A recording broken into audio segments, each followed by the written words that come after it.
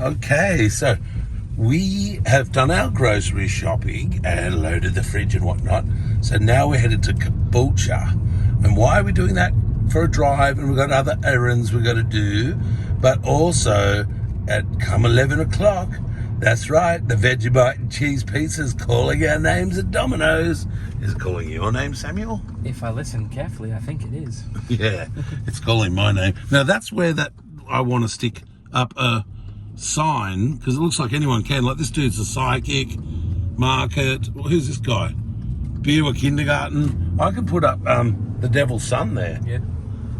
And then more fools will know about the channel. Yeah. Fools! Jeeps. You know, since they invented Jeeps for World War I or whatever it was, maybe World War II, I don't know. My history's pretty crap, but I watched it on Porn Stars with Rick and all those guys in Vegas. They went and looked at an original war Jeep, the very first model ever made, and this one may not be Jeep brand, this will be Suzuki or something, but the idea of the Jeep and the shape of the Jeep really hasn't changed since the beginning, because they perfected it at the beginning. So yeah, do you know that, Sam? They haven't actually really changed much about them, and definitely, what do they call, aesthetically especially. Because that looks like an old war Jeep, really, doesn't it? Yeah. Similar enough. Yeah.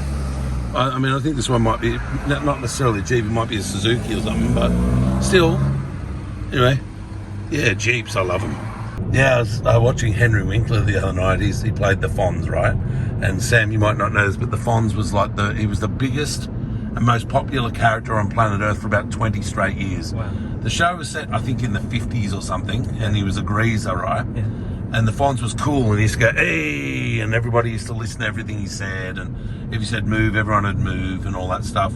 And he always had, like, he'd walk along, and he'd always at least have one girlfriend on each arm, or even more, you know? And, but people didn't, back then, when he used to meet them, they really thought he was the Fonz. So one night he was out with, the four main actors somewhere, and they got in this big crush. And so he stood up, and he said, how I got out of it was, I knew that everyone thought I was the Fonz, and that Ron Howard was Richie, and the guy that played Anson Williams, they thought he was Potsy, and they thought the other dude was actually Ralph Malph. He goes, so the four of us needed to get to this limo, and there was a sea of people crushing us, and he stood up and just went, hey, people, you are going to part like the Red Sea for us, and we going to walk through and get in that limo and drive away, okay? And then they all split like the Red Sea and let him through. And he just knew that he had to use that. They believed he was the Fonz, or they were going to get crushed and not actually get out of there alive. Because everywhere they went, they were actually just followed and just screaming people. And now that Happy Days show, it was so popular, Sam. Yeah, wow.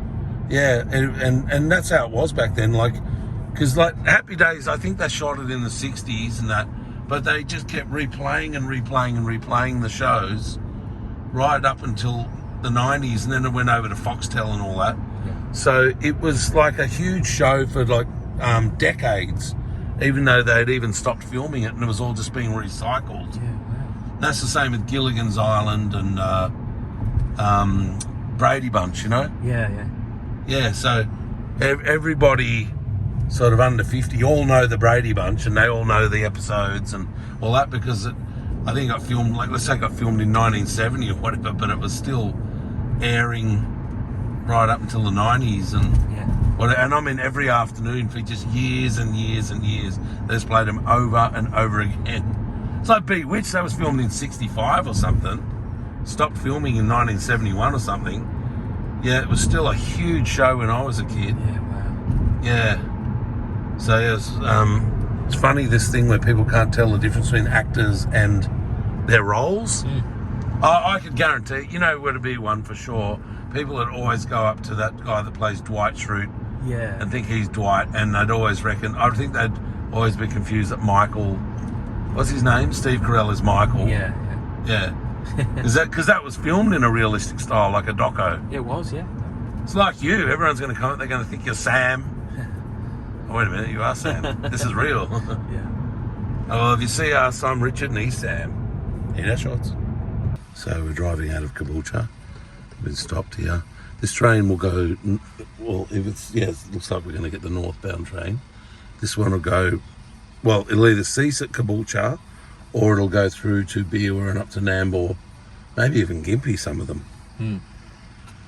I think some of them even go all the way to Cairns, but I don't know if you've got to get on a different one or... What station's that one? Is that Morayfield there? Yeah. I always thought it was... I don't know why. I always imagined that it was behind the mall more, Yeah. but I guess that's not the case because it's there. It's always been there, I'll bet you. I just had it in my head. Even though I've driven by there a million times and never seen it there, Yeah. I still always pictured it as being there. I know what you mean.